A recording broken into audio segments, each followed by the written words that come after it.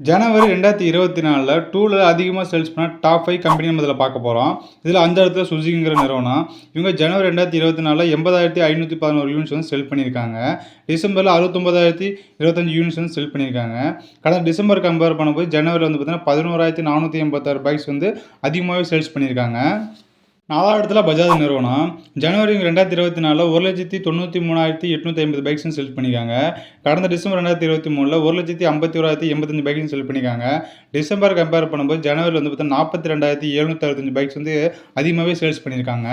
3வது இடத்துல டிவிஎஸ் நிறுவனம். டிவிஎஸ் நிறுவனத்தில் வந்து ஜனவரி 2024ல 2,68,233 பைக்ஸ் வந்து செல் பண்ணியிருக்காங்க.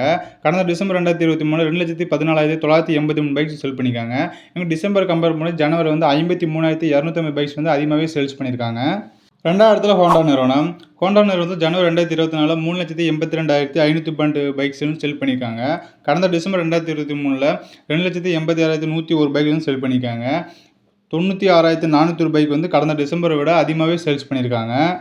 ஃபர்ஸ்ட் இடத்துல ஹீரோ நிறுவனம். ஹீரோ நிறுவனத்தில் ஜனவரி 2024ல 4,20,934 பைக் வந்து செல் பண்ணியிருக்காங்க. டிசம்பர் 2023ல 3,77,842 பைக் வந்து செல் பண்ணியிருக்காங்க.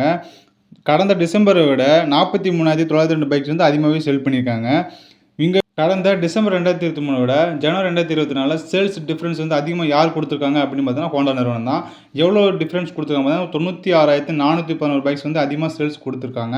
இருந்தாலும் இவங்க வந்து 2வது இடத்துல தான் இருக்காங்க.